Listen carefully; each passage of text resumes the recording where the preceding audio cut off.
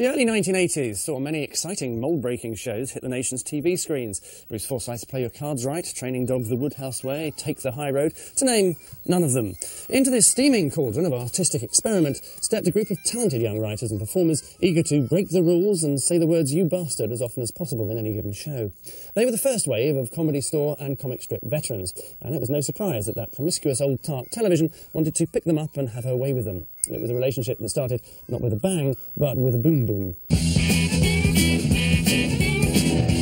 kidding, I'm ready to fight. Paul Jackson was one of the first producers down the club sniffing around. I've been looking for my baby all night. And Paul said, "You want to go on telly?" I said, "Yes." If I get her in my sight. Having gone to see this for pleasure, I then thought, God, we've got to, this is going to be big, this is going to be huge, we've got to do something about this, we've got to get it on television. Boom, boom.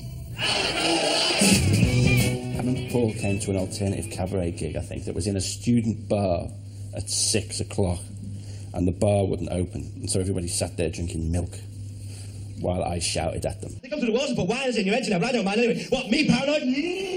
Oh, man. You know, it was like the guys from the BBC here, and it was just a terrible... Hey, didn't you kill my brother? And I took it forward to the BBC, who, to be honest, didn't know what I was talking about, and how would they? You know, nobody really heard about this. René Descartes was a very clever man.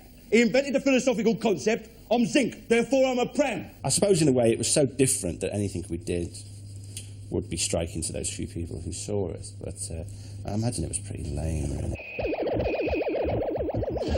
I can't remember what the audience it was, I mean, 1 million or something, I can't remember. But there's another measure that the BBC or broadcasters in general take, which is called the appreciation index, which is they ask the people who watched it, did they like it? And, you know, if you get 50, it's not too good. If you get 80, it's great. We got 33. I think it was the lowest ever in the history of television at that time. We wrote deliberately offensive, bad, weird stuff, and we'd scream terrible jokes. It's an angry love poem that I've written, and it's called Vanessa. Shut up! People would start giggling behind their hands at how bad it was. Then I used to yell at them, and then they would laugh helplessly at that and try and hide. And that's where the it came from, really. I think Special Patrol Group is a stupid name for a hamster. OK, I'll change it then. Hello, Cliff Richard. Rick had come to see me to say, because, you know, at that time I was the only television bloke he knew, I should be that lucky. And he came to see me and said, look, we've got this, I don't know, but we've got this idea for a sitcom. Would you be interested? And I said, yeah, of course. And so he and Lisa Mayer wrote this sitcom called The Young Ones. Our big model was Fawlty Towers, which seemed to us to succeed as a sitcom, not just because it was brilliantly written and very funny and had a great character, but because it didn't try and make its characters likeable. Oh, thanks a lot, Vivian. You know I'm a vegetarian. What I wanted was not to recreate, but to have the same kind of intense excitement that the Pythons had, where you're watching a screen and you just didn't know what was going to happen next. It looks well on me, don't it? So I went back to them and said, look, this is fantastic. I mean, it's not there yet. It's not a script yet. Oh, I got mother a curry. And Rick said, well, I've been thinking of getting this bloke called Ben Elton, who writes a play a week, you know, and just is always producing plays, and he knows how to shape and write stuff. Do you mind if we get him in? And I went home that night and wrote, and the next day I took a script to them of what was sort of basically the sort of basis of Demolition, the first episode. The kids are united, we will never be divided. Did you see that? Did you? The voice of youth. They're still wearing flared trousers. I was sent the script of The Young Ones, and this thing arrived, you know, covered in Marmite stains and half written in pencil and illiterate, full of Ben Elton's terrible spelling. Rather like Monica Lewinsky's dress, you know, it had strange stains all over it. And I could not make head or tail of this. Hello, everybody. I'm the Easter Bunny. But it's June the 12th. What? It's the middle of summer. Big ears. It was full of brilliant ideas, but so incompetently put together that you think, well, if I did this, I'd just try and structure it and make it neat. I'm really sorry. You'd have destroyed it, really. I really screwed that up, didn't I? I should think I'd look pretty stupid if anyone was watching. It had all kinds of quirky elements in it already, that first script. But I said, if we can just put a band in or something, because then we'll be a variety show and we'll get slightly more money. I'm depressed. It's 9 below zero. So we put 9 Below Zero in, playing in the boys' room.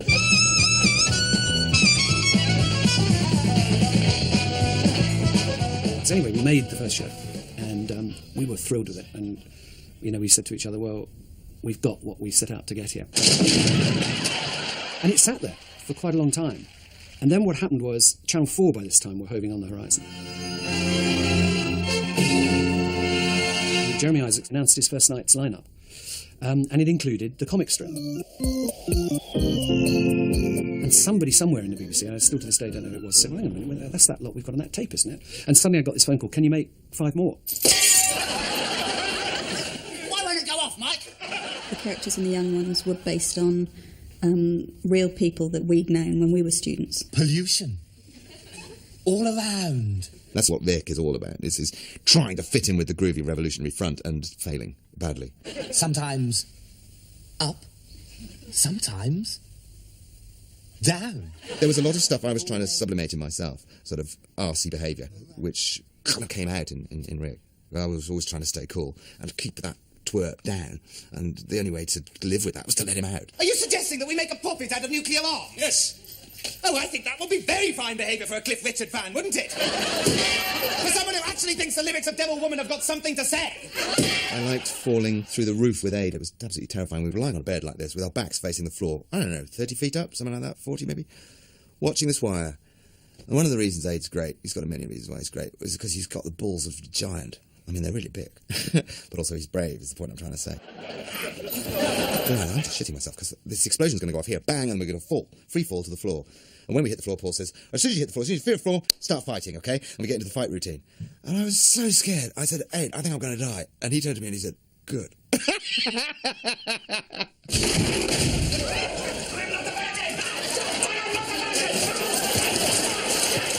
That was the most terrified I've ever been in my life.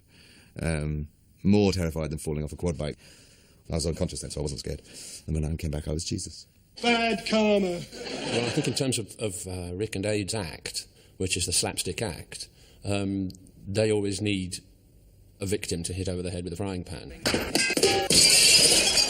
Yes, he's a victim, but actually there's a lot of bottled up aggression in there too, and so anything where Neil sort of threw a tantrum or suddenly became worked up about something, I find very funny because it's so ineffective and useless. Yeah, I'm not into violence, Rick, but I'm really going to smash your faces. Neil, have you given up that one?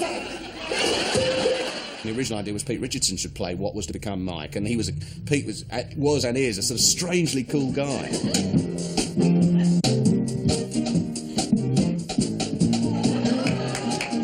What happened subsequently was that Peter Richardson and Paul Jackson had some kind of major falling out. This is actually very serious. So we then had a fourth character with no one to play him, which is why we ended up casting Chris Ryan as Mike. I know what you're thinking, baby, and if I was to tell you, you'd think I was talking in centimetres. And I handled that wrong. I mean, I was a kid. The first thing I'd ever done. On the other hand, it didn't need to be as long a row as it was.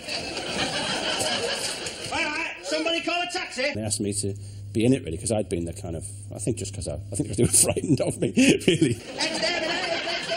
But I think I told them that I didn't want to get stuck as a kind of character or some crap like that. So I just used to leave a hole in the script, really, and I'd fill it during rehearsals, more or less, with other bits of me act or some crap that I'd made up. I live in a tower block, and the thing about those is there's a terrible noise problem, because there's no noise insulation at all. You know, and 8 floors below you, there's always some bastard who's got a Yamaha home organ, you know. And we had no real idea of how difficult it had been for Paul to get it on, I think, because we thought, yeah, we're brilliant, yeah, they'll put it on.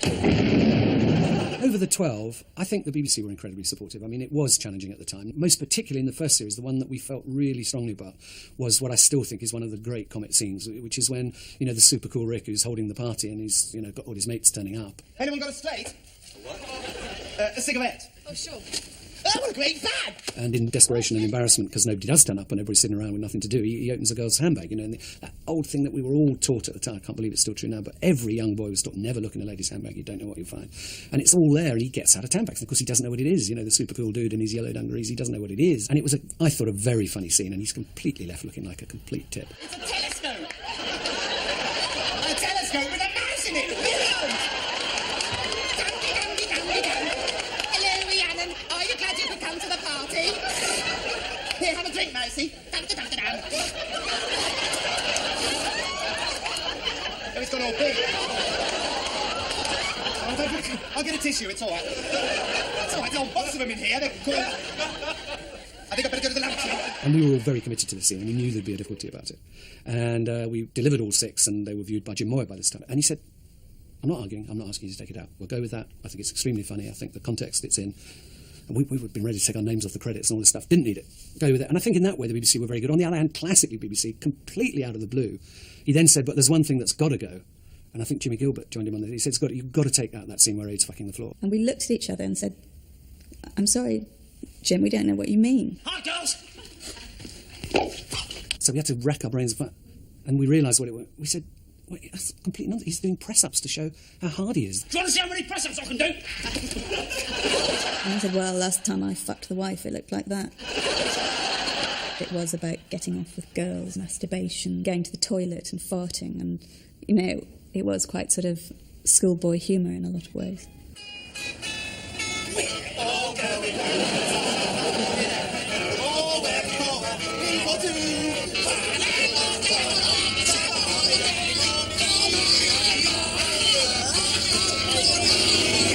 I think I liked the last episode of All, where they go over the cliff. Look out!